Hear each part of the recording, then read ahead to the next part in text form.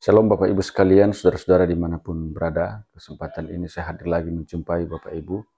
Apa kabar? Saya terus berharap Bapak Ibu tetap dalam keadaan sehat dan terus diberkati oleh Tuhan. Kesempatan ini kita akan mendengarkan kesaksian dari seorang ibu muslimah yang mana beliau telah didoktrin oleh ustadznya bahwa uh, jangan berteman dengan orang Kristen karena orang Kristen itu adalah golongan orang-orang yang akan celaka. Jadi berarti kalau begitu memang ibu ini sudah menganggap orang Kristen kafir dan pasti masuk neraka. Tapi sungguh luar biasa boleh dijamah oleh Tuhan, diselamatkan oleh Tuhan, Tuhan boleh pilih dia untuk menjadi pengikutnya dan dia tidak akan binasa melainkan beroleh hidup yang kekal. Kita saksikan bersama-sama.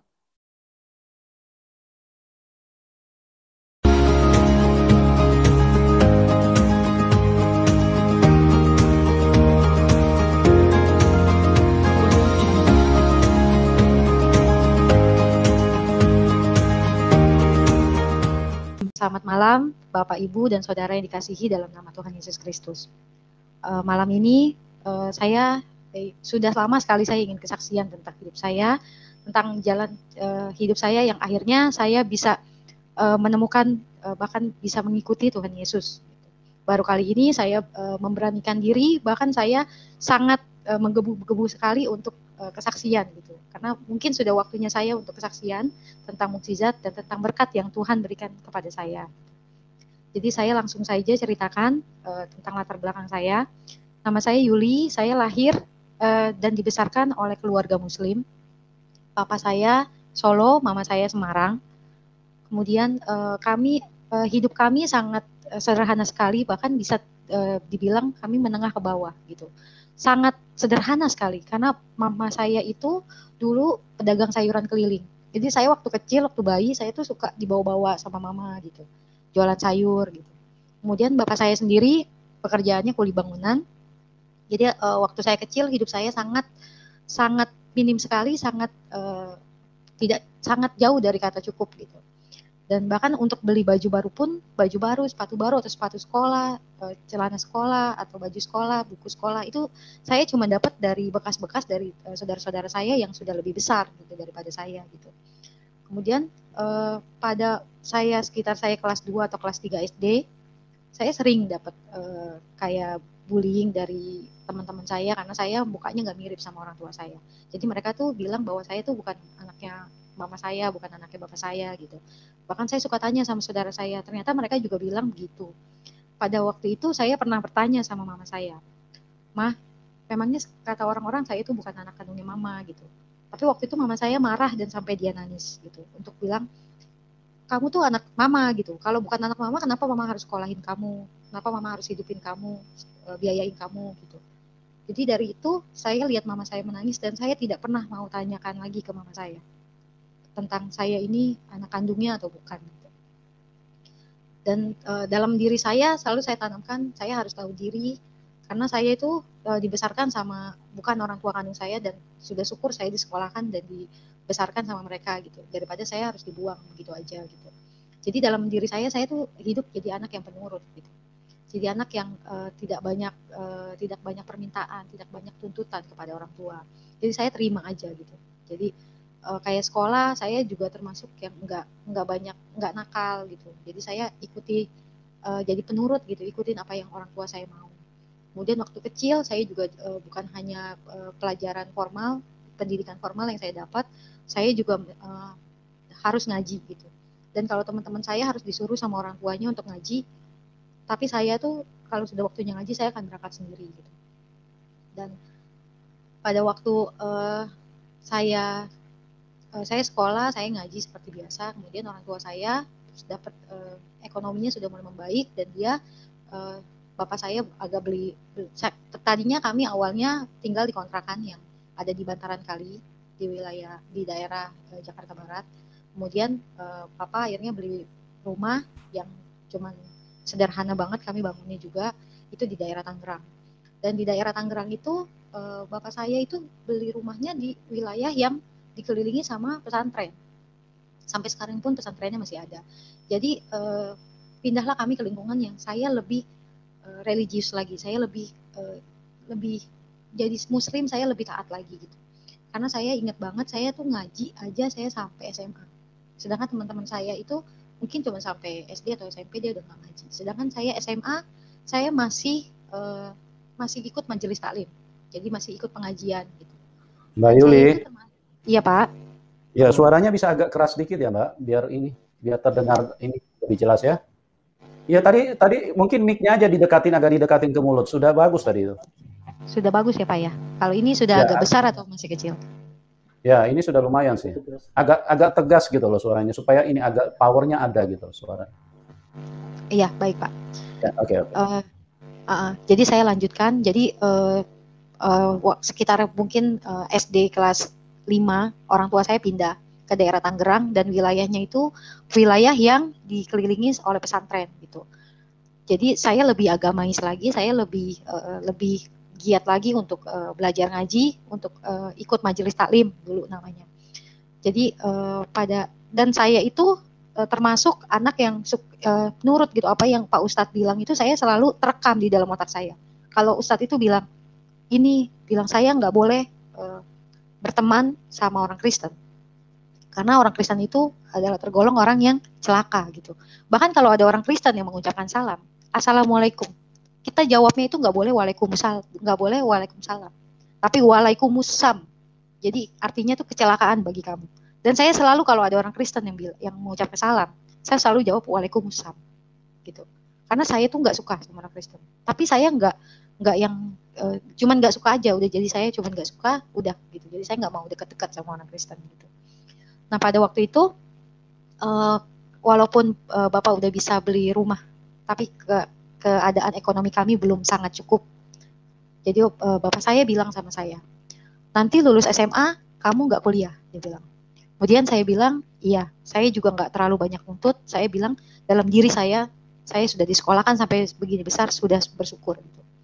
Kemudian saya lepas SMA, saya bekerja di pabrik. Jadi waktu itu hari pertama saya bekerja, saya cuma jadi operator gunting benang. Jadi kayak sisa-sisa dari baju, karena saya di pabrik garment, sisa-sisa baju itu saya gunting gitu. Nah itu saya pertama kali kerja di situ. Kemudian seminggu setelah saya bekerja, manajer produksi saya butuh orang untuk admin. Jadi saya diambil untuk jadi admin. Di situ saya berpikir saya punya peluang. Jadi saya minta izin untuk kuliah lagi. Jadi saya pagi saya kerja, malam saya kuliah gitu. Nah di tempat kuliah inilah saya lebih banyak lagi dari teman saya, lingkupnya lebih banyak dari suku-suku, kemudian dari beberapa agama. Dan saya tidak bisa hindari, akhirnya saya juga berteman dengan orang-orang Kristen gitu. Dan begitu saya berteman dengan orang Kristen, ternyata saya tuh agak kaget, karena orang Kristen yang tadinya saya diceritakan bahwa Kristen itu seolah-olah tidak baik gitu. Ternyata beda, orang Kristen itu baik.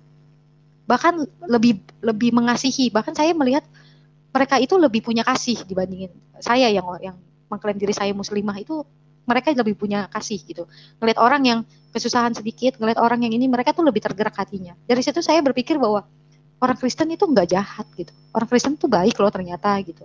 Cuman jalannya aja mungkin yang berbeda gitu. Jadi dari situ saya membuka diri untuk berteman dengan orang dari non-muslim gitu di tempat kuliah itu. Kemudian sampai akhirnya saya dekat dengan seorang teman saya laki-laki, seorang Katolik. Jadi teman saya ini sering kayak misalkan kami lagi sholat di masjid atau di musola, dia suka tungguin di depan gitu. Terutama saya dekat banget sama dia. Bahkan kalau misalkan saya habis tugas kelompok atau saya habis jalan pergi main gitu, waktunya sholat saya akan minta dia cari musola yuk, saya bilang. Jadi dia suka temenin saya gitu di depan musola, di depan masjid gitu. Dia tuh kayak nggak kenapa-napa gitu. Dia tuh ada di masjid, ada di musola itu kayak nggak ada sesuatu yang risih atau ngeganggu dia, enggak. Dia biasa aja gitu. Bahkan saya pikir suatu hari saya mau bawa dia jadi muslim gitu, jadi agama Islam, masuk ke dalam agama Islam. Dalam pikiran saya begitu. Nah, saya dekat sama dia, makin dekat, bahkan mungkin saya bisa bilang saya pacaran sama dia. Mungkin sudah hampir setahun atau 2 tahun saya dekat sama dia. Saya dalam hati saya bilang, dia biasanya temenin saya untuk ibadah. Sekali-sekali boleh saya temenin dia ke gereja, dalam hati saya. Kemudian hari itu mau Paskah ya. Kemudian saya tanya dia, kamu ke gereja biasa sama siapa? Kemudian dia bilang, saya ke gereja sendiri. Dia bilang. Terus saya bilang, saya boleh nggak temenin kamu? Karena biasa kamu temenin saya. Kali ini saya nggak apa-apa deh temenin kamu. Saya bilang. Kemudian besokannya saya ke gereja. Saya menginjakan kaki saya pertama kali ke gereja. Karena memang orang Islam itu nggak boleh masuk gereja. Nggak boleh masuk gereja. Jadi hari itu saya masuk ke gereja dengan perasaan takut sebenarnya. Tapi saya pikir ya udahlah, saya juga nggak ngapa-ngapain. Saya sudah bilang sama dia, nanti di gereja saya nggak ngapa-ngapain ya, saya duduk aja, saya bilang. Kemudian dia bilang, iya nggak apa-apa, kamu duduk aja nggak usah ikutin, dia bilang. Ya udah, saya masuk ke gereja, hari itu hari Paskah, saya lihat salib dan patung semua ditutup sama kain warna ungu. Saya kaget, saya bilang, kok gereja yang saya lihat di TV, saya lihat di mana-mana, bayangan saya tuh gereja nggak kayak gitu. Kok gereja ini bingung gitu saya, kok gereja nggak ada salibnya, nggak ada apa, ditutup kayak kain warna ungu gitu. Ini gereja apa? Jadi saya tuh di dalam gereja itu saya cuma duduk, saya cuma tengok kanan kiri, saya lihat isi gereja. Jadi saya nggak tahu tuh mereka ngapain aja. Terus pastor ngomong apa saya nggak tahu. Jadi hari itu saya ke gereja cuma liatin sekitar saya aja. Jadi nggak ada yang masuk sekalipun di otak saya tuh nggak ada. Jadi hari itu selesai dia ibadah, kami tidak ada diskusi tentang agama. Saya tidak tanya agama dia, tentang agama dia. Saya tidak tanya di gereja itu tadi ngapain. Pokoknya semua berlalu begitu aja. Saya juga nggak mau nanti dia yang pengaruhi saya untuk mempelajari Kristen. Saya nggak mau. Saya maunya dia yang pelajari Islam. Gitu. Nah setelah hari itu saya jalani hidup saya seperti biasa normal. Saya masih sholat. Bahkan saya sholat masih 5 waktu. Nggak pernah bolong. Dan saya makin giat gitu. Karena saya ngelihat gereja begitu, saya pikir dia harus ikut saya gitu. Karena yang benar pasti agama saya, agama Islam pasti yang benar gitu. Tapi kami tidak pernah berdiskusi tentang agama. Kami tidak pernah tanya jawab. Saya juga nggak mau tahu agama dia, dan dia tidak pernah bertanya sedikit pun tentang agama saya. Gitu. Jadi saya jalani hari-hari saya seperti biasa. Tiba waktunya saya mimpi yang pertama. Saya di dalam mimpi saya itu, saya ada di dalam sebuah gereja dan saya dibacakan Injil Matius. Waktu itu saya nggak pernah tahu yang namanya Injil itu ada apa aja, saya nggak pernah tahu. Jadi setahu saya dulu waktu saya ngaji, ustadz saya itu bilang, kitab sucinya orang Kristen itu namanya Injil. Dan kamu jangan sekali-kali kamu pernah buka, apalagi baca. Karena kalau kamu nggak kuat-kuat iman, kalau iman kamu nggak kuat, iblis akan merasuki kamu dan kamu jadi goyah imannya. Dan pada waktu itu saya nggak pernah sekalipun saya nggak pernah mau tahu kitab sucinya orang Kristen itu apa, isinya apa aja saya nggak tahu. Tapi malam itu saya dimimpikan dibacakan Injil Matius, saya ingat. Tapi saya tidak ingat ayat berapa karena saya nggak tahu Injil itu bunyinya seperti apa, saya nggak tahu. Kemudian saya bingung. Besoknya saya bingung, saya mesti tanya ke siapa. Saya nggak berani cerita kemana-mana. Saya nggak berani cerita ke teman-teman saya, apalagi pacar saya nggak berani. Saya nggak mau dia itu pengaruhi saya jadi Kristen. Kemudian ada satu teman kerja saya tanya sama dia orang Kristen, saya bilang, saya tanya, memangnya di dalam Kristen itu ada Injil Matius ya? Saya bilang. Kemudian dia jawab, iya. Kenapa? Dia bilang. Saya nggak berani ngomong. Saya bilang, nggak apa-apa. Saya bilang, oh nggak apa-apa. Saya bilang. Kemudian mimpi itu saya abaikan. Saya cuekin mimpi itu, saya merasa kayak udah lah, mungkin itu hanya bunga tidur saya aja gitu. Kemudian saya jalani lagi hidup saya, sehari-hari saya. Saya masih sholat, saya masih tadarus Quran, saya masih membaca Al-Quran gitu. Kemudian lama dari situ, saya mimpi yang kedua. Di dalam mimpi saya, kali ini saya dibacakan Injil Lukas. Saya ingat Injil Lukas, tapi saya tidak tahu ayatnya bunyinya seperti apa. Kemudian besok harinya saya tanya lagi sama teman saya. Di dalam Kristen ada Injil Lukas ya? Kemudian dia bilang, ada. Dia bilang, oh kenapa? Dari kemarin kamu tanyain Injil terus sama saya. Saya bilang, gak apa-apa. Saya bilang, saya gak mau bilang kalau saya mimpi. Saya nggak mau dipengaruhi oleh Kristen manapun. Kemudian setelah mimpi itu saya cuekin lagi, saya abaikan lagi mimpi itu, saya lupakan mimpi itu. Kemudian saya jalani lagi hidup saya sehari-hari lagi, seperti saya sholat, saya tadarus Quran seperti biasa. Kemudian mimpi yang ketiga datang. Dalam mimpi ini beda lagi.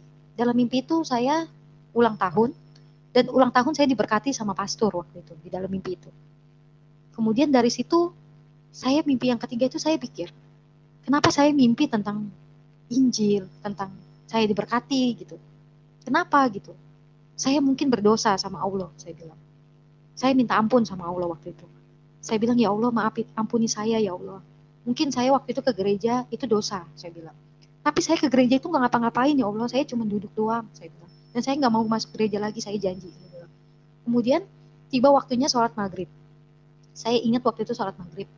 Saya wudhu, setelah wudhu saya sholat. Begitu sholat, di tengah-tengah sholat, tiba-tiba saya nggak ingat lagi bacaannya. Saya bilang, nggak mungkin saya lupa. Karena setiap hari saya sholat 5 kali, 5 waktu saya sholat. Kenapa saya bisa lupa bacaannya? Saya bilang, mungkin saya kurang khusyuk, saya bilang. Saya pejamkan mata saya.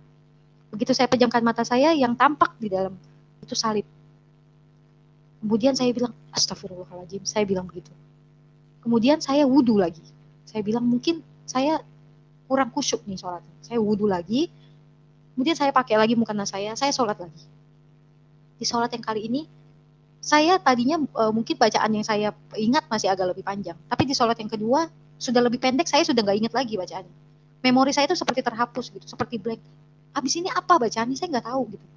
Kok nggak saya ulang lagi bacaannya, berhenti lagi di situ. Saya bilang, saya pejamkan mata saya lagi. Mungkin saya kurang khusyuk, saya pikir. Jadi saya pejamkan mata saya, salib itu makin besar. Beda dari yang tadi depan, jadi kayak seperti mendekat sama saya. Saya buka lagi mata saya, kemudian saya wudhu lagi. Wudhu yang ketiga. Jadi wudhu, kemudian saya pakai lagi mukena saya. Begitu saya baca lagi, bacaan sholat, bacaannya lebih pendek lagi yang saya ingat. Setelah itu, nggak ada lagi. Memori saya seperti terhapus, seperti blank, nggak tahu lagi. Habis ini apa gitu, bacaannya kenapa habis ini saya nggak ingat lagi gitu.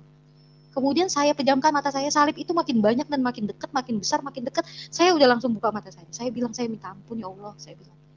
Kenapa kayak gini gitu? Kenapa saya bilang, ya Allah singkirkan setan ini dari diri saya bilang. Benar kata Ustadz gitu dalam hati saya nggak boleh gitu, saya nggak boleh masuk gereja, saya pasti akan dimasuki oleh setan gitu, dalam diri saya begitu. Saya harus baca Al-Quran, saya pikir. Saya lupakan sholat saya karena percuma, saya udah gak ingat lagi bacaannya, saya udah gak bisa lagi terusnya apa, saya nggak tahu lagi. Kemudian saya masih pakai mukena, masih ada sajadah, saya langsung baca Al-Quran. Dalam hati saya berpikir bahwa pasti setan itu takut sama Al-Quran. Karena kata Ustadz saya, setan itu takut sama Al-Quran. Saya baca bacaan Al-Quran. Makin saya baca, hati saya makin sakit. Sakit gitu, seperti ada yang saya tidak mau tapi saya paksa gitu. Jadi hati saya tuh sakit. Makin sakit, makin saya baca, makin sakit, makin sakit, makin sakit, makin sakit. Mata saya makin ngembang air mata, sampai tulisan di dalam Al-Quran itu saya nggak bisa lihat. Ketutup semua sama air mata. Saya bilang, saya kenapa gitu? Kenapa saya baca Quran saya nggak bisa karena hati saya sakit gitu. Makin saya baca, saya makin hati saya nggak terima gitu. Saya nggak boleh baca gitu kayaknya, seolah-olah seperti itu. Saya sholat udah nggak bisa lagi. Saya udah nggak apa lagi bacaannya. Saya udah nggak tahu terusannya apa gitu.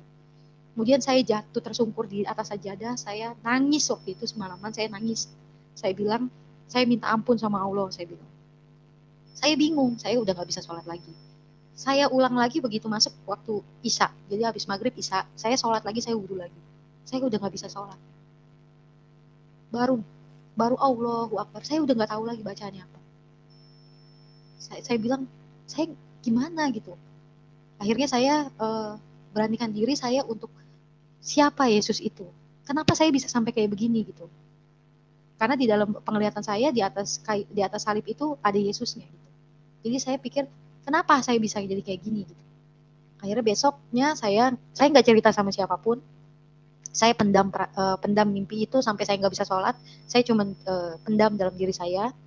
Kemudian besoknya saya tanya sama teman saya, sama pacar saya bilang, kamu di rumah punya Injil gak? Karena saya nggak tahu kitab suci orang Kristen itu namanya apa. Saya taunya Injil.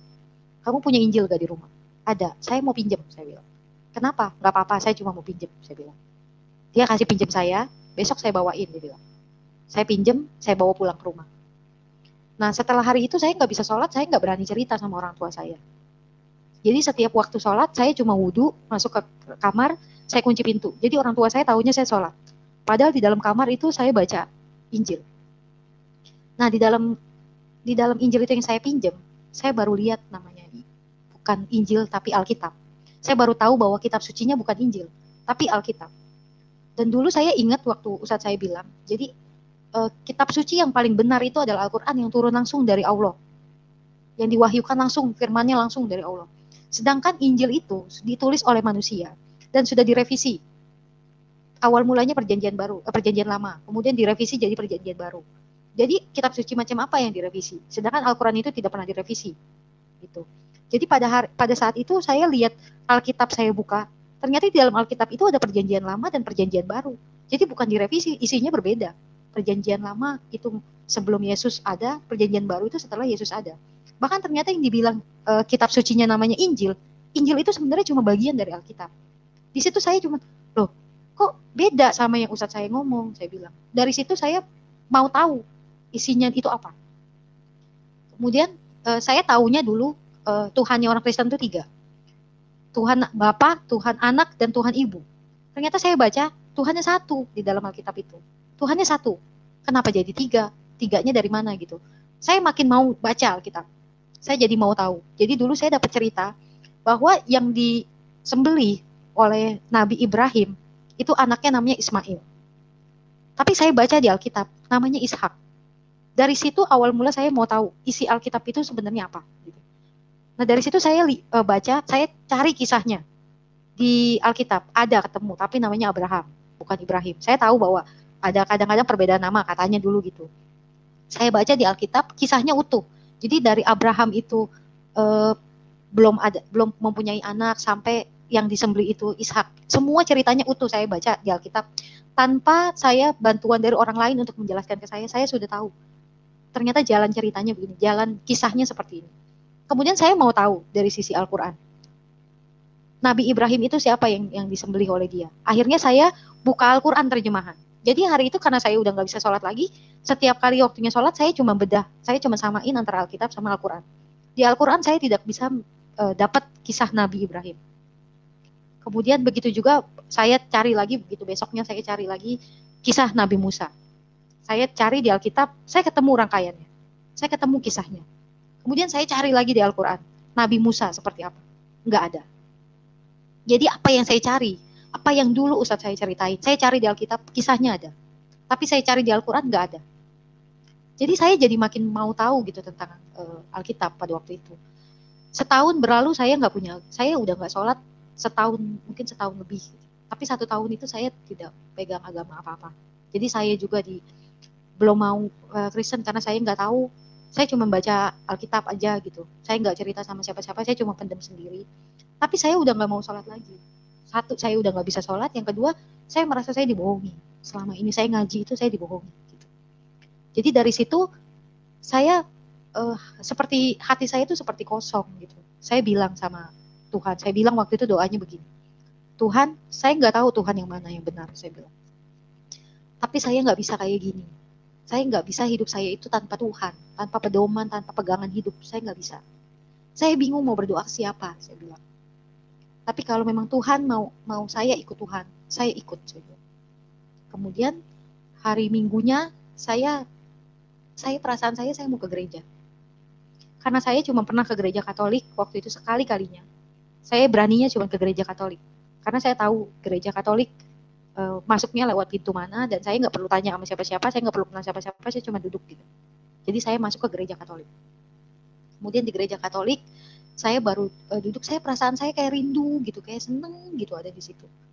Saya tangis haru gitu, karena menurut saya kayak ketemu rumah saya gitu, pikir saya begitu waktu itu. Saya seneng ada di dalam gereja, saya seneng gitu. Jadi setiap minggu saya masuk gereja, saya sendiri, nggak sama teman saya, nggak sama pacar saya, nggak. Saya sendiri, saya masuk gereja.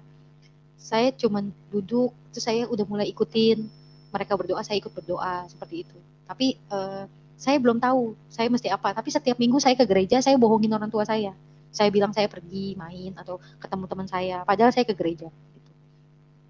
Sampai berlalu setahun lebih, mungkin setahun lebih saya sudah jalani setiap minggu saya ke gereja. Tanpa saya ngomong sama orang gitu, sama orang tua saya nggak ngomong, saya cuma. Tapi saya tahu orang tua saya sudah mulai curiga, gitu. Sampai pada akhirnya dia nemuin Alkitab di dalam kamar saya dan dia robek Alkitabnya. Saya tahu dia robek Alkitabnya. Kemudian saya bilang Tuhan Yesus, saya bilang saya cuma mau ikut Tuhan aja, saya bilang. Gak apa-apa Alkitabnya dirobek, saya bilang. Tapi saya percaya Tuhan Yesus tetap pegang saya bilang. Jadi waktu itu saya minta kekuatan, setiap ke gereja saya minta kekuatan dari Tuhan. Tuhan, berikan saya kekuatan untuk bicara jujur sama orang tua saya. Karena saya nggak berani. Dalam sisi manapun kalau saya ditanya, saya nggak berani gitu. Untuk bilang ke orang tua tuh saya nggak berani. Tapi setiap minggu saya bawa dalam doa, setiap saya ke gereja saya bawa dalam doa, Tuhan Yesus berikan saya kekuatan untuk saya bicara jujur sama orang tua saya. Kalau suatu hari orang tua saya tanya sama saya bilang. Jadi saya udah melewati puasa yang kedua. Jadi puasa yang pertama saya nggak puasa, tapi juga saya nggak ke gereja. Saya masih cari tahu tentang siapa itu Tuhan Yesus dari Alkitab.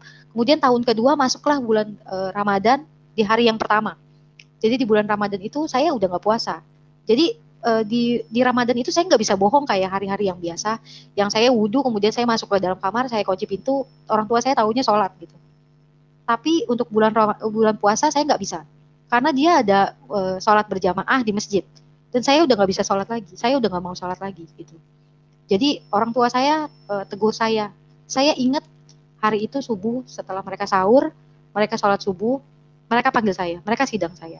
Dia panggil beberapa dari bule saya, dipanggil ke rumah, dia tanya saya begini, Yul, kamu udah nggak sholat, udah nggak puasa, kamu mau jadi apa? Saya nggak tahu saya punya kekuatan apa. Saya bilang gini sama orang tua saya, Ma, saya minta maaf sama mama. Saya udah nggak ngejalanin sebagai Islam lagi, sebagai Muslim lagi. Saya sekarang mau ikut Yesus, saya bilang. Saya mau jadi Kristen, saya bilang. Dan hari itu mama saya langsung nangis ke lantai. Dia langsung jatuh, tapi dia nangis, saya tahu.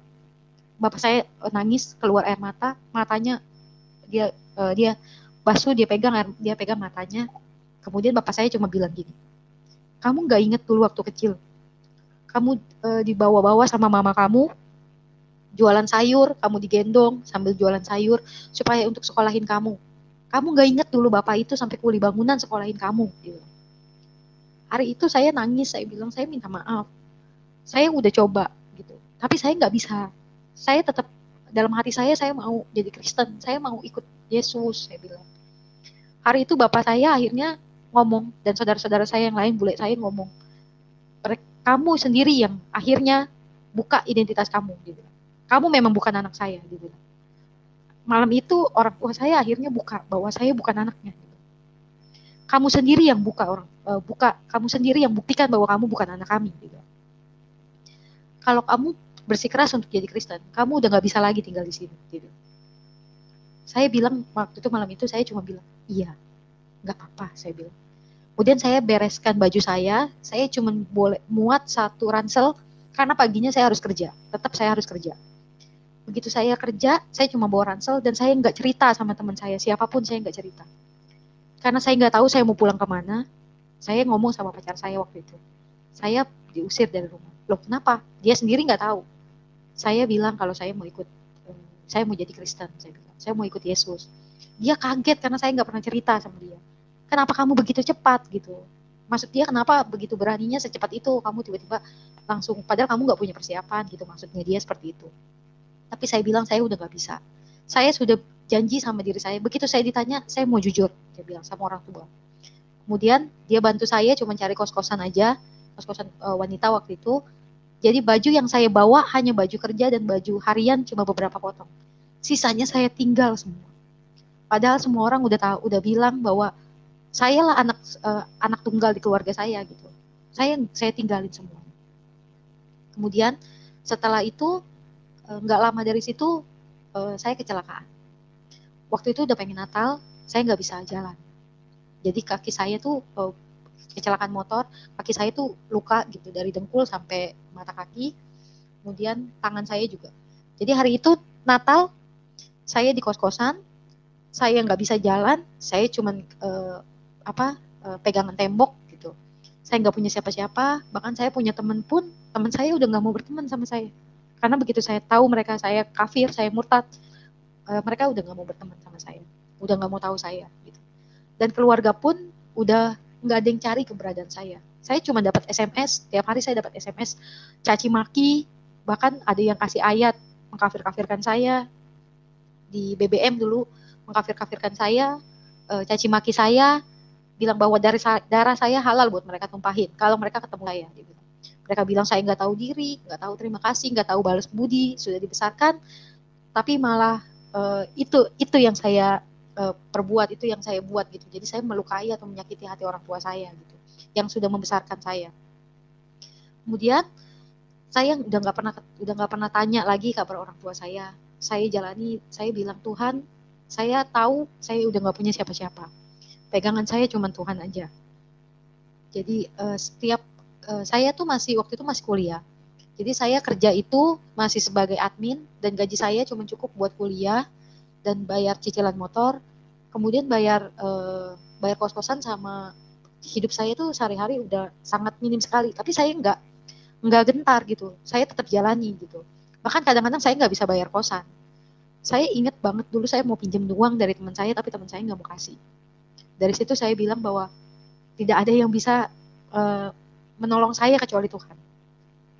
Tapi saya nggak tahu begitu saya mau bayar kuliah, atau saya mau bayar cicilan motor, atau saya mau bayar kos-kosan, saya nggak tahu dapatnya dari mana, tapi uang itu ada. Jadi memang saya bilang, Tuhan, saya besok mau bayar kos-kosan, saya nggak punya uang gitu. Cuman besoknya itu saya nggak tahu, tiba-tiba ada gitu. Ada yang transfer ke saya, atau ada yang, saya masih jualan online waktu itu, saya masih setelah kerja, saya masih sambil untuk jualan online. Jadi tiba-tiba ada yang beli dagangan saya, jualan saya ada yang beli, saya bisa bayar gitu. Kemudian dari situ berlalulah sampai dua kali Lebaran saya nggak pernah pulang ke rumah, saya nggak pernah dicari. Kemudian sudah 2 tahun berlalu, jadi Pak, setiap hari itu saya berdoa sama Tuhan, saya nangis dalam setiap malam saya nangis, saya bilang begini sama Tuhan, saya ingat saya masih berdoa, Tuhan, saya tahu mungkin saya nggak akan kembali ke orang tua saya, mungkin hubungan saya sama orang tua saya nggak akan pernah membaik, karena saya nggak tahu kalau saya pulang pasti saya diusir, dan saya udah tahu gitu. Tapi saya percaya Tuhan mampu membereskan, Tuhan mampu memperbaiki hubungan saya. Saya nggak tahu jalannya nanti seperti apa, saya bilang. Saya setiap hari saya berdoa itu sampai akhirnya 2 tahun kemudian. Saya ingat ada teman saya bilang begini sama saya, tadi mama kamu ke rumah saya, dia bilang. Loh, ngapain? Karena 2 tahun saya nggak pernah dicari. Tiba-tiba mama saya ke rumah teman saya, terus bilang, adik kamu sakit. Ternyata saya sudah tahu bahwa sebenarnya orang tua kandung saya itu adalah adik dari mama saya. Jadi yang saya panggil bule itu sebenarnya mama kandung saya. Jadi mama kandung saya itu menikah lagi. Jadi selepas dia bercerai sama papa kandung saya, dia menikah lagi dan punya anak laki-laki. Dan itulah sebenarnya jadi adik saya gitu. Nah saya baru tahu ternyata adik saya itu sakit katanya, gangguan jiwa katanya. Saya loh, kok tiba-tiba cari saya? Jadi adik saya itu katanya di Kudus sana, dia bilang sama mamanya, itu mama kandung saya, dia bilang, cari kakak saya mau ketemu katanya. Jadi dia tuh kayak gangguan jiwanya itu bukan yang hilang ingatan, tapi kadang-kadang dia emosional, teriak-teriak, banting-banting barang. Tapi kadang-kadang dia normal. Jadi saya dicari sama mama angkat saya. Itu karena bule saya atau mama kandung saya itu telepon ke kakaknya. Karena saya selama ini dibesarkan sama bude saya. Jadi telepon, kemudian minta saya dicari. Saya bilang 2 tahun, akhirnya saya dicari. Karena adik saya sakit. Saya pulang ke rumah. Saya pulang ke rumah, saya baru injakan kaki saya udah lihat bapak saya. Saya sujud di bapak saya bilang, Pak, saya minta ampun, saya minta maaf kalau saya menyakiti hati bapak, saya bilang. Tapi saya tetap anak bapak walaupun saya Kristen, saya bilang. Tetap sayang sama bapak. Saya mau urusin bapak sampai bapak tua, sampai saya tua gitu. Jadi bukan berarti karena saya Kristen, saya udah nggak jadi anak bapak lagi. Saya tetap jadi anak bapak, saya bilang. Kemudian bapak saya peluk saya, dia bilang, iya, bapak tahu, katanya. Kemudian saya juga minta ampun sama mama saya minta maaf. Tapi saya bilang saya nggak bisa kembali jadi Muslim. Saya nggak bisa kembali jadi Islam. Karena hati saya sudah tidak mau lagi kembali ke Islam. Kemudian saya ke Kudus. Saya mau tengokin adik saya. Di Kudus itu adik saya bicara begini. Di situ ada mama kakak saya, kemudian ada mama kandung saya juga, ada saudara-saudara saya yang lain. Dia bilang gini, kalian itu jangan pada musuhin kakak saya. Kalian harus sadar bahwa dulu nenek moyang kita itu Kristen. Jadi dulu nenek saya itu ternyata Kristen, menikah sama kakek saya mualaf, jadi Islam gitu. Jadi dia bilangnya gini, dulu nenek kami itu Kristen, jadi Islam. Sekarang kalau ada cucunya, keturunannya dia yang kembali ke Kristen, kita nggak boleh marah, gitu. Kita harus terima, kata dia gitu. Jadi karena ucapan dia ini, kayak sepertinya keluarga saya yang lain akhirnya bisa terima saya, gitu. Bisa memaklumi keadaan itu, gitu. Dari situ saya membaik, hubungan sama orang tua saya membaik. Tapi saya ingat waktu itu sebelum saya kembali ke rumah, saya flashback, saya lupa. Waktu itu saya memang sudah mau dibaptis. Saya tanya sama gereja Katolik, saya mau dibaptis, saya bilang. Kemudian gereja Katolik bilang, sekretariatnya bilang bahwa saya harus temui ketua lingkungan. Gitu. Saya harus temui ketua lingkungan dan nanti ketua lingkungan akan ke rumah. Gitu. Di situ saya urungkan niat saya, karena menurut saya percuma. Rumah saya itu saya udah nggak tinggal di situ. Saya udah diusir dari rumah. Kemudian lingkungannya semua Islam. Jadi saya pasti itu jadi hal yang mustahil gitu. Saya nggak mungkin bisa gitu. Jadi waktu itu saya cuma tetap ke gereja, walaupun saya nggak dibaptis, saya nggak terima komuni, nggak apa-apa. Saya bilang, yang penting saya bisa ketemu Tuhan di gereja, saya bilang. Kemudian maju kembali, yang tadi saya bilang hubungan saya sudah membaik sama orang tua. Kemudian saya minta izin sama bapak saya, sama mama saya. Saya bilang, saya mau dibaptis, saya bilang. Tapi saya mau ke ketua lingkungan, nanti harus ke rumah, saya bilang. Kalau bapak bolehin, saya ke ketua lingkungan untuk ngomong saya mau dibaptis, saya bilang. Kemudian bapak saya bilang, kalau memang itu pilihan kamu, ya udah jalani. Dari itu saya puji Tuhan, terima kasih Tuhan Yesus, saya bilang. Akhirnya saya memenuhi administrasi dari pembaptisan itu sampai akhirnya tahun 2014 atau 2015 saya dibaptis secara Katolik. Kemudian dari situ orang tua saya sudah tahu bahwa saya Katolik dan saya jalani kehidupan Katolik saya, sedangkan orang tua saya tetap Muslim, tetap Islam. Kemudian setelah itu saya menikah dengan pacar saya yang Katolik itu. Jadi saya menikah dengan pacar saya secara Katolik, kami diberkati secara Katolik. Kemudian pada saat saya setelah menikah itu, saya punya anak. Memang saya tahu ada kebiasaan buruk, sifat buruk dari suami saya ini gitu. Dia suka mabuk, gitu. Dia suka sama teman-temannya mabuk-mabukan. Kemudian pulang itu pasti marahin saya, pasti kayak cari gara-gara gitu supaya nanti berantem sama saya gitu. Tapi saya bilang sama Tuhan, Tuhan, saya tahu ini konsekuensi yang harus saya ambil gitu. Saya harus tetap teguh gitu, walaupun kehidupan rumah tangga saya tidak baik gitu, jalannya tidak baik. Tapi saya tahu saya harus teguh gitu, saya harus pikul salib saya bilang. Jadi setiap hari itu saya ingat hampir waktu itu mungkin seminggu sekali atau seminggu sekali, lama-lama jadi tiga hari sekali dia mabuk-mabukan. Sampai akhirnya setiap hari dia pulang jam 2, jam 3 malam, anak saya sudah tidur, saya harus tutupi kuping telinga anak saya supaya nggak bangun, sampai pagi saya harus kerja lagi. Dan saya nggak cerita sama bapak saya, karena waktu itu setelah menikah, saya diajak kontrak rumah. Dan saya nggak cerita. Sama teman pun saya nggak cerita, apalagi sama orang tua. Karena saya tahu, begitu saya cerita, pasti orang tua saya tidak akan suka, tidak akan senang anaknya diperlakukan seperti itu. Jadi saya pendam sendiri, saya bawa dalam doa, saya bilang, Tuhan, lama-lama saya nggak kuat, saya bilang, Tuhan, saya minta Tuhan kasihani saya bilang. Saya nggak bisa hidup saya seperti ini terus gitu. Tiap malam saya begini, saya disiksa seperti ini, saya nggak bisa. Tuhan kasihani saya dan anak saya bilang. Saya tuh memang nggak boleh nginep lama-lama di rumah bapak gitu. Jadi saya cuma kayak kalau weekend saya boleh cuma sekedar main, terus pulang lagi. Jadi kayak gitu. Nah hari itu saya izin sama suami saya mau nginep 3 hari di rumah bapak karena ada acara. Kemudian dia bilang, ya udah, kamu boleh tadi. Kemudian saya nginep di rumah bapak, dan baru malam pertama saya nginep hari Jumat, saya ingat Jumat berarti malam Sabtu. Saya ingat dia udah WA saya macam-macam. Dia suruh saya pulang. Kamu pulang sekarang, dan itu waktunya udah malam.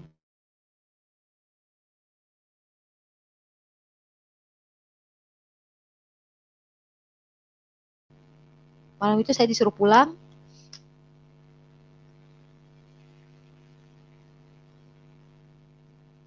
Halo, halo Ya. Pak. Iya. Halo. Ya, silakan lanjut. Ya. Malam itu saya disuruh pulang. Langsung saya bilang saya nggak bisa karena saya udah bilang sama bapak saya nginep. Saya bilang enggak, kamu pulang sekarang. Dia bilang. Mungkin saya tahu mungkin dia habis mabuk.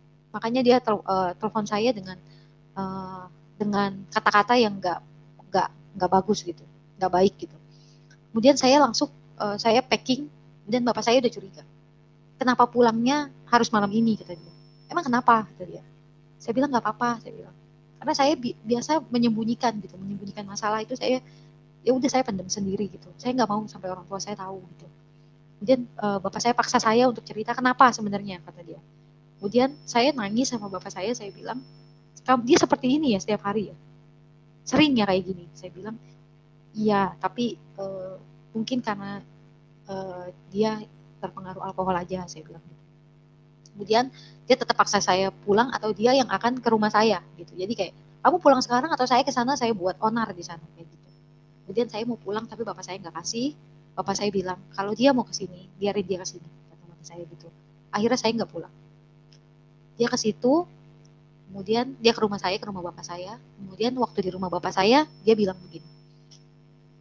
Jadi waktu itu bapak saya marah sama dia. Kemudian dia bilang gini, percuma Pak, Bapak tuh nggak ada harga dirinya kata dia. Laki-laki itu kalau punya harga diri kalau dia punya anak. Bapak tuh nggak punya anak. Jadi Bapak tuh udah nggak punya hak sama si Yuli. Yuli ini istri saya yang punya hak sama dia. Dia bukan anak Bapak, jadi udah nggak punya hak. Dari situ hati saya hancur. Dia bicara kayak gitu tuh hati saya hancur. Bahkan dia bilang sama saya, kamu masih mending saya mau sama kamu. Karena kamu tuh bukan, kamu cuma anak pungut. Dia bilang. Mungkin laki-laki yang lain juga nggak ada yang mau sama kamu. Karena kamu anak pungut. Gitu. Kemudian dari situ saya bawa dalam doa, saya bilang, Tuhan, kali ini Tuhan kasihanilah saya. Saya tidak mau kembali sama dia. Saya percaya Tuhan mengasihani saya bilang. Kemudian dari situ saya nggak kembali lagi sama dia. Jadi saya tuh ke rumah bapak saya cuma bawa baju yang seadanya dan semua barang-barang yang saya beli di kontrakan itu saya tinggal. Tidak ada satupun barang yang saya bawa. Saya tinggalkan semuanya. Kemudian dari situ bukannya setiap hari dia membaik, malah makin buruk sampai akhirnya anak kami dia ambil paksa dan dia taruh di rumah adiknya di Bekasi.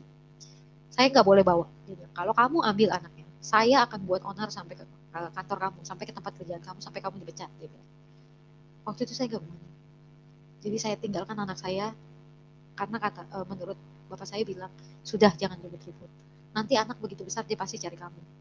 Kamu selesaikan aja. Gitu. Jadi setelah hari itu saya bilang, Tuhan, saya tahu harusnya saya tidak boleh bercerai. Tapi kalau Tuhan merasa bahwa inilah jalan buat saya, karena inilah jalan yang Tuhan berikan buat saya untuk melepaskan saya, karena Tuhan mengasihi saya, berikan saya jalan Tuhan untuk berpisah sama dia. Kemudian saya memberanikan diri, sebenarnya dia sendiri yang kasih saya link. Dia bilang, kalau kamu mau bercerai, kamu pelajari ini, kata dia. Jadi dia kasih satu artikel bercerai menurut cara bercerai menurut gereja Katolik. Waktu itu dia kasih saya artikel kayak gitu. Saya baca. Kemudian saya bilang, saya nggak jawab dia, tapi dalam hati saya bilang, Tuhan, kalau ini jalannya, Tuhan mudahkan prosesnya, saya bilang. Kemudian saya tahu bahwa saya harus ke pengadilan untuk masukkan berkas perceraian. Sepanjang saya jalan ke pengadilan, saya bilang, Tuhan Yesus, kalau saya salah dalam jalan ini, Tuhan tolong hentikan perjalanan ini. Jangan biarkan saya sampai. Tapi kalau memang Tuhan yang berikan jalan ini untuk saya, berikan saya kemudahan. Saya bilang gitu. Sampai di pengadilan, saya cuma tanya sama orang pengadilan, saya ingin menggugat cerai, caranya seperti apa. Dia malah kasih saya bantuan, dia kasih saya kayak contoh gugatan cerai orang, dia bilang, kamu ikutin aja kayak gini, dia bilang, samain aja kata-katanya, dia bilang. Kemudian saya malah baru tahu bahwa di situ security pengadilannya adalah security tempat pabrik saya kerja. Dulu dia bekerja di pabrik saya, kemudian dia resign dan sekarang jadi security di pengadilan. Kemudian dari situ saya bilang, kok saya dapat jalan gitu. Kemudian saya masukkan berkas perceraian, dia tetap ancam saya, dia tetap keluarkan kata-kata yang tidak baik untuk saya. Dia caci maki saya, hina saya, tapi saya tidak pernah balas. Saya diamin aja kata-kata itu. Sampai pada akhirnya lama-lama dia membaik gitu, melunak. Jadi kayak waktu itu Paskah dia bilang sama saya, jangan lupa ke gereja gitu. Dia suka kirimin foto anaknya gitu. Kemudian saya dalam hati saya ke gereja, masih gereja Katolik waktu itu, saya berdoa sama Tuhan. Tuhan, prosesnya masih berjalan. Kalau Tuhan merasa bahwa saya salah jalan, Tuhan tolong hentikan saya. Tapi kalau memang ini jalan yang benar untuk saya jalani, Tuhan tolong teguhkan hati saya, kuatkan hati saya untuk bercerai. Kemudian pulang dari gereja, saya masih baca WA dia bilang selamat Paskah. Saya sudah melunak sebenarnya. Dalam hati saya, mungkin Tuhan mau saya berbaikan sama dia. Saya balas WA dia dengan baik, selamat Paskah juga. Saya sudah melunak. Saya pikir saya mungkin harus kembali. Mungkin ini jalan dari Tuhan. Tidak sampai 1 kali 24 jam. Saya pulang gereja sekitar jam 6. Jam 9 saya baca WA. Dia maki-maki saya lagi seperti biasa. Seperti dulu. Mungkin dia mabuk dan dia maki-maki saya lagi. Dari situ saya teguh. Memang Tuhan mau saya pisah. Saya bilang. Karena dia nggak berubah, saya pikir. Kemudian masih proses pengadilan juga. Saya suka baca atau saya suka tonton channel YouTube tentang khotbah atau pendeta-pendeta gitu. Khotbahnya pendeta saya suka nonton. Saya suka dengerin. Kemudian ada satu waktu itu pendeta Gilbert, saya nonton, saya ingat pendeta Gilbert bilang begini. Orang Kristen tidak boleh cerai. Sama sekali apapun alasannya orang Kristen nggak boleh cerai. Dari situ setelah saya mendengarkan itu, saya nangis. Saya berdoa sama Tuhan, saya nangis. Tuhan, saya minta ampun sama Tuhan. Kalau saya salah jalan. Kalau saya salah karena saya telah menggugat cerai. Gitu. Saya telah berdosa Tuhan. Saya minta ampun. Kalau Tuhan merasa bahwa saya salah jalan, saya minta Tuhan buka pintu hati saya. Kalau Tuhan yang mau, saya pasti ambil berkas itu, saya batalkan. Tapi kalau Tuhan merasa bahwa ini memang jalan saya, memang benar apa yang saya lakukan ini sama Tuhan, Tuhan tolong kuatkan diri saya untuk tetap bercerai. Saya bilang. Malam itu saya tidur, kemudian saya terbangun jam 2 atau jam 3 malam. Saya lihat handphone, ternyata di handphone itu ada WA. WA-nya maki-maki lagi. WA dari suami saya dan maki-maki saya lagi, yang ngatain saya macam-macam, pungut lah, dia najis lah sama saya, begitu-begitu.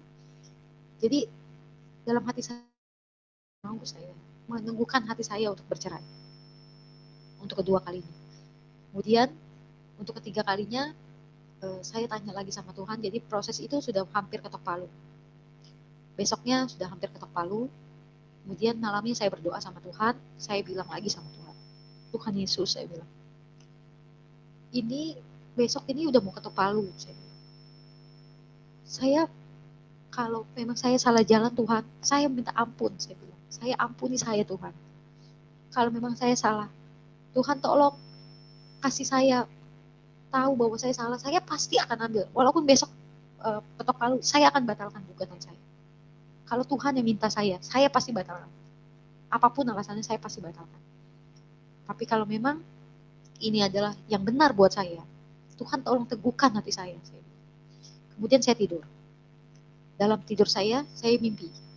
Di dalam mimpi itu, Tuhan Yesus ada di atas kayak bait suci, seperti kayak bangunan, tapi saya mungkin gambarannya itu seperti. Jadi dalam mimpi saya itu setelah saya berdoa sama Tuhan, bahwa besok mau ketok palu Tuhan, kalau Tuhan yang mau saya untuk batalkan, saya pasti batalkan, saya pasti ambil berkas itu, saya batalkan. Saya tidak peduli alasannya apa, pokoknya saya batalkan, kalau Tuhan yang inginkan. Tapi kalau memang Tuhan merasa bahwa saya betul jalannya, Tuhan tolong teguhkan hati saya bilang. Kemudian saya tidur. Saya bermimpi dalam mimpi saya lihat Tuhan Yesus ada di atas bangunan. Dan di atas bangunan itu seperti kayak bait Allah gitu, yang seperti bait Allah, Tuhan Yesus ada di atas itu, dan Tuhan Yesus itu bicara sama saya begini, jangan kau cobai Tuhan Allahmu. Gitu. Saya ingat saya sudah 3 kali bertanya sama Tuhan. Dan Tuhan tegur saya, jangan cobai Tuhan Allahmu. Gitu. Saya langsung bangun, saya Tuhan mau saya tetap jalani. Saya janji saya Tuhan, saya nggak akan pernah tanya lagi. Saya tahu Tuhan udah berikan saya jawaban, tapi saya itu manusia berdosa, saya ragu lagi sama jawaban Tuhan. Saya tanya lagi, sampai akhirnya Tuhan yang bilang, saya nggak boleh tanya lagi. Akhirnya saya ikuti, saya ketok palu, dan saya bercerai. Dari perceraian itu, mantan suami saya makin marah, makin emosi sama saya, makin kesel. Saya makin gak boleh ketemu sama anak saya. Kemudian dia bilang sama saya begini, kamu itu gak pantas tetap di Katolik. Gitu. Kamu itu bercerai. Kristen Katolik mana yang boleh cerai? Gak ada. Lagian kamu itu masuk ke Katolik karena saya, karena ikut saya, karena menikah sama saya, dia bilang. Makanya kamu ikut Katolik. Makanya kamu jadi Katolik. Saya nggak mau lihat kamu di Katolik lagi karena saya nggak mau. Kita udah bercerai, jadi kamu nggak boleh di Katolik lagi. Dia bilang gitu sama saya. Malamnya saya doa sama Tuhan, saya nangis. Saya bilang gini, Tuhan Yesus, dari awal saya mau ikut Tuhan Yesus, bukan mau jadi agama apa. Saya bilang. Saya nggak peduli orang mau ngomong apa. Orang mau bilang saya Katolik karena saya menikah, terserah. Tapi saya punya pengalaman spiritual sama Tuhan, saya punya pengalaman rohani yang Tuhan tahu, saya bilang. Saya nggak peduli, saya nggak boleh jadi apa. Saya mau ikut Tuhan Yesus, saya bilang. Tuhan tolong bawa saya sama Tuhan Yesus. Kalaupun saya nggak punya agama, tapi saya ikut Tuhan Yesus, tidak apa-apa, saya bilang.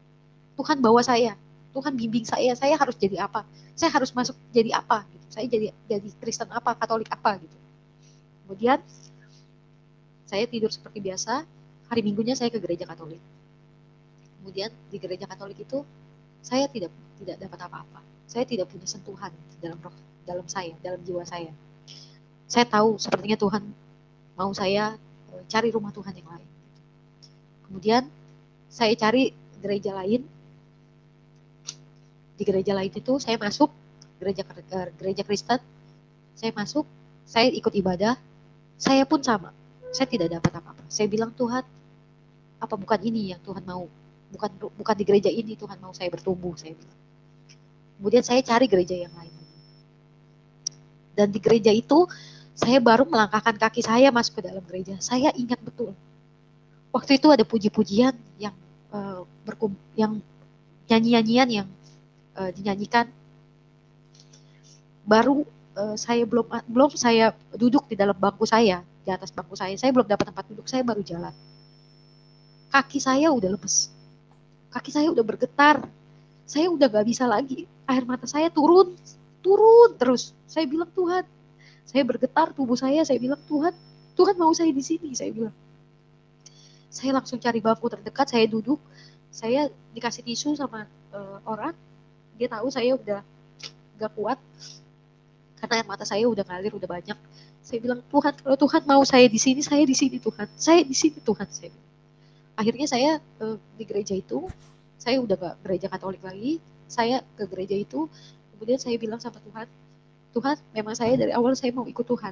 Dan saya ingat banget, waktu itu di gereja itu ada ayat yang terpampang di layar, itu Matius 10 ayat 16, saya ingat. Waktu itu, karena saya pernah screenshot dan saya cari di file saya, ternyata masih ketemu, yang bunyinya 10, 15. Lihat, aku mengutus kamu seperti domba ke tengah-tengah serigala. Sebab itu hendaklah kamu cerdik seperti ular dan tulus seperti merpati. Saya ingat ayat itu. Karena dalam hati saya, Tuhan mau saya cerdik seperti ular. Karena selama ini saya tuh nggak pernah berpikir. Saya cuma memberi aja gitu. Saya cuma tulus aja. Tapi karena sekarang Tuhan itu taruh saya seperti domba di tengah-tengah serigala gitu. Kalau saya nggak cerdik, mungkin saya sudah habis dimakan sama serigala itu.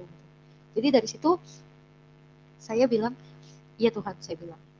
Kemudian di hari itu sebenarnya pasca saya bercerai, saya ditinggalin hutang sama mantan suami saya, itu besar. bahkan sampai 60 sampai 70 juta. Semuanya hutang cicilan kartu kredit. Jadi selama kami hidup bersama, mau beli apa, itu pasti pakai kartu kredit saya gitu. Jadi mau isi kontrakan waktu itu pakai kartu kredit saya, mau beli baju, beli jam tangan itu pakai kartu kredit saya. Semua pakai kartu kredit saya. Walaupun dia gajinya itu dikasih ke saya dulu mantan suami. Sebelum kami bercerai, gajinya dikasih ke saya nggak cukup kadang-kadang untuk bayar kartu kredit ini kartu kredit itu, tapi karena masih dua pendapatan saya masih bisa atur gitu. Tapi setelah saya bercerai, saya cuma punya satu pendapatan saya aja, saya cuma punya gaji saya aja. Saya udah bilang nggak bisa, hutangnya terlalu banyak saya bilang. Kemudian saya bawa dalam doa, Tuhan, saya dalam angka nggak akan ketemu, saya nggak akan pernah bisa selesaikan hutangnya. Saya pasti kena BI checking, pasti saya kena surat teguran dari bank. Tapi saya percaya Tuhan ada bersama saya pasti bisa selesaikan semuanya. Karena waktu saya minta sama mantan suami untuk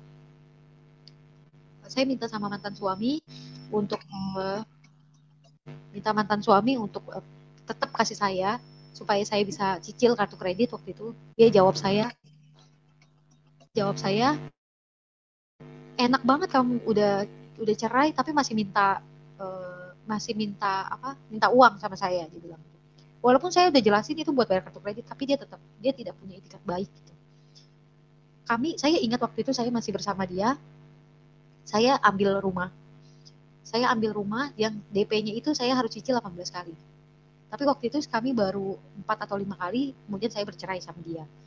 Sisa dari DP itu saya tetap harus lanjutin kan, karena sayang gitu, udah 5 kali masuk, kemudian sisanya walaupun 13 kali, tapi saya harus lanjutin gitu.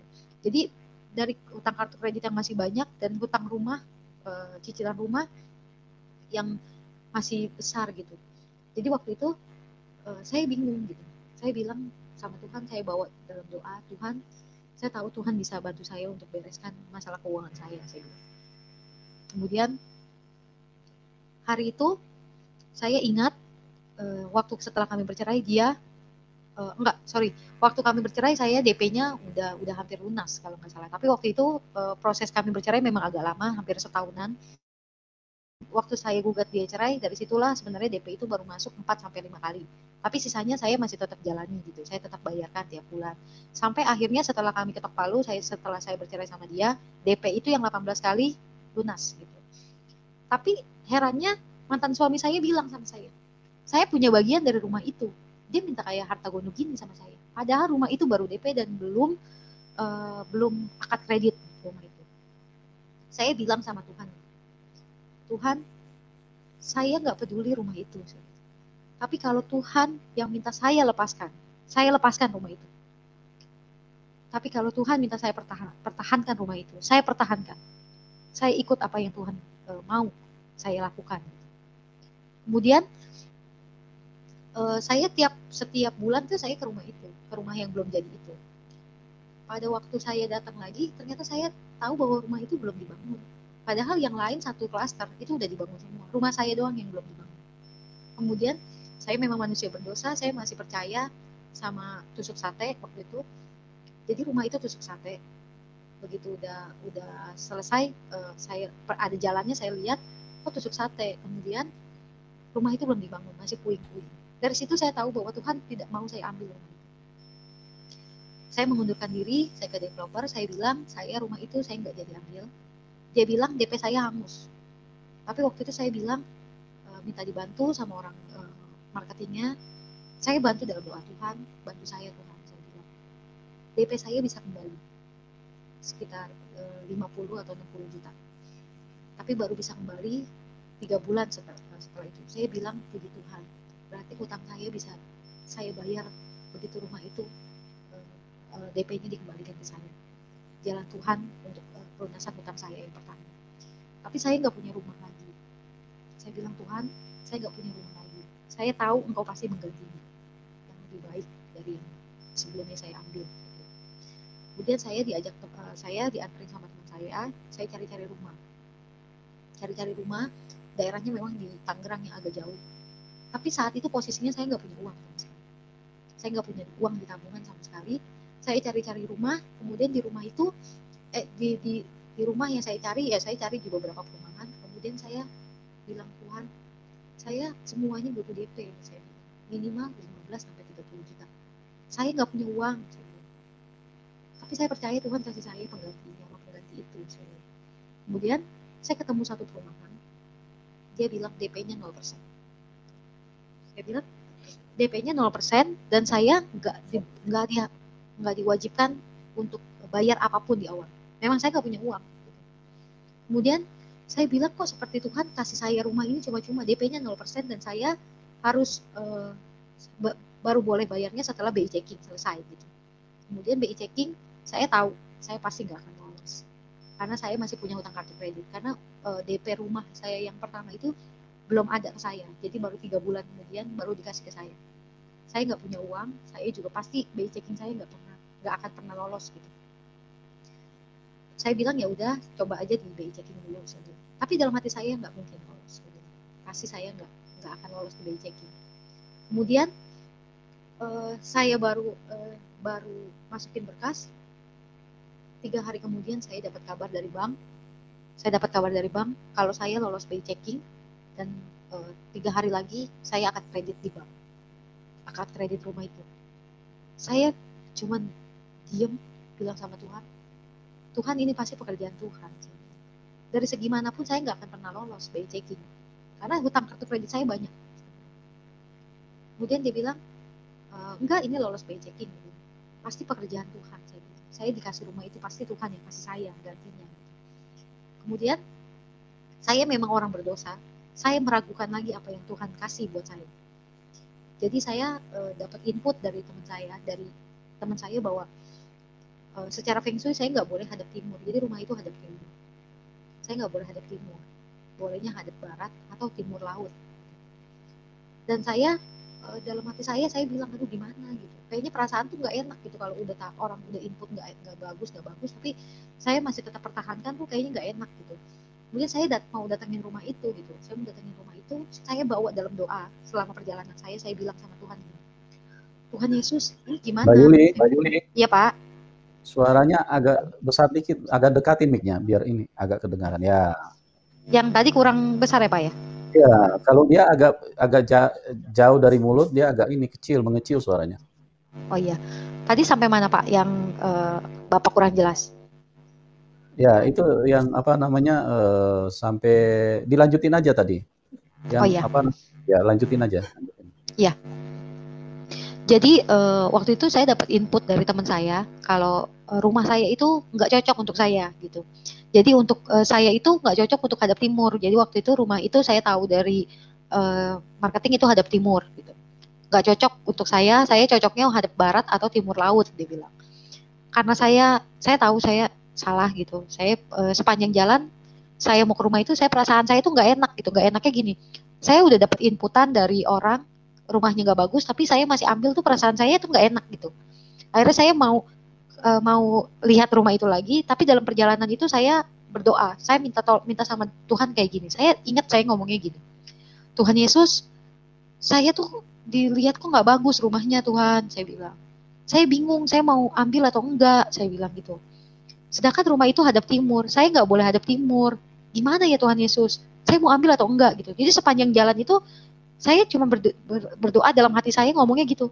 Tuhan udah mau deket dari rumah itu. Saya ambil atau enggak gitu. Terus dalam perjalanan itu makin dekat saya makin gelisah gitu. Saya ambil atau enggak ya Tuhan? Saya nggak dapat tanda gitu. Saya mana udah mau kesini, udah mau akad kredit gimana gitu. Akhirnya sampailah saya ke rumah itu. Dan di dalam rumah baru sampai rumah itu saya langsung ambil Kompas di handphone, saya langsung buka Kompas. Saya bilang kalau Tuhan yang kasih, saya ambil lah Tuhan. Tapi kalau Tuhan yang nggak kasih, saya nggak ambil gitu. Saya ambil Kompas, saya lihat rumah itu hadap timur laut. Seperti yang orang itu bilang, kalau rumah itu bagus, buat saya itu hadap timur laut. Rumah itu timur laut. Saya bilang memang Tuhan yang kasih. Saya bilang. Kemudian saya dapat info dari developernya bahwa rumah dari satu klaster itu hanya rumah yang saya mau ambil aja yang sudah pasang cakar ayam. Jadi waktu itu ada orang yang mau ambil, dia mau pasang cakar ayam, udah dipasang, orang itu nggak jadi ambil. Jadi rumah itu saya dapat dari Tuhan Yesus dengan sangat the best semuanya. Tidak pakai DP, kemudian akad kreditnya sangat mudah sekali, sangat lancar sekali. Kemudian saya bilang saya rumahnya bagusnya timur laut, rumah itu hadap timur laut, bahkan rumah itu satu-satunya yang sudah cakar ayam. Saya bilang Tuhan Yesus baik banget sama saya. Tuhan Yesus kasih saya yang paling terbaik dari yang baik di klaster itu. Gitu. Kemudian saya akad kredit, saya ingat waktu itu anak itu belum sama saya. Saya masih belum dikasih anak waktu itu. Anak saya masih ditaruh di rumah adiknya mantan suami.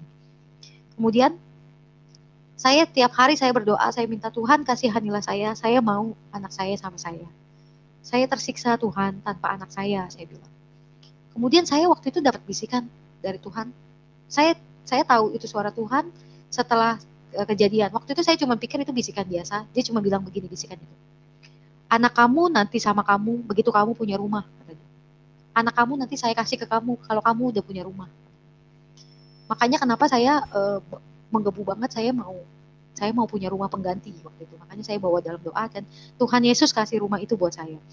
Dan waktu saya selesai akad kredit saya siang, selesai akad kredit saya ditelepon sama keluarga mantan suami. Dia bilang gini, kamu kesini ambil anak kamu, dia bilang.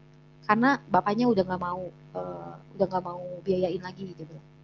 Mau kasih ke kamu aja kan. Dari situ saya langsung kaget, saya langsung tertegun, hati saya langsung suara Tuhan yang waktu itu bilang sama saya, anak kamu mau saya kasih kamu kalau kamu udah punya rumah. Siangnya saya akad kredit, sorenya saya dapat telepon, saya mesti ke Bekasi, ambil anak saya. Saya langsung ambil anak saya naik kereta, saya ke Bekasi, pulangnya saya naik Grab. Saya ambil anak saya bilang Tuhan, pekerjaan Tuhan sangat luar biasa untuk hidup saya. Kemudian tidak hanya sampai situ Tuhan kasih saya dapat pekerjaan, kontrak pekerjaan. Kemudian dari kontrak itu saya buka usaha di rumah dan semua orang tetangga dan saudara-saudara saya yang dulu itu mengutuki saya, menghina saya, mencaci maki saya, sekarang saya bisa menjadi berkat juga buat mereka. Jadi mereka sekarang bekerja di rumah saya, di usaha yang saya jalani juga.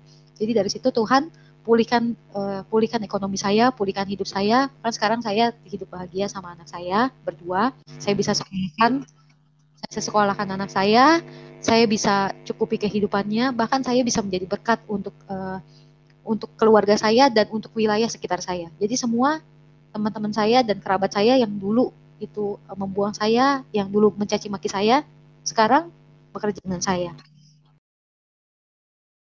Luar biasa Bapak Ibu Saudara-saudara. Semoga ini bermanfaat, menguatkan kita, membuat kita semakin kuat, semakin bertumbuh dalam Tuhan, sehingga hidup kita akan semakin berkenan kepada Tuhan, semakin hidup memuliakan Tuhan di tengah-tengah dunia ini. Karena kita bersyukur bahwa kita adalah orang-orang Kristen yang sudah menerima anugerah keselamatan dan tidak akan binasa, melainkan beroleh hidup yang kekal. Tuhan Yesus memberkati.